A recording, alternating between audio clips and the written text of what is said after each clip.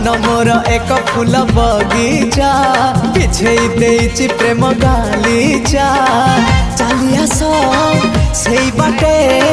खोजुछि मु साथी गोटे सुंदरी सुरयना ना ना झुमता ना ना ना आस सुनयना झुमता ना ना ना आस सुनयना झुमता ना ना ना आस सुनयना झुमता ना ना ना आस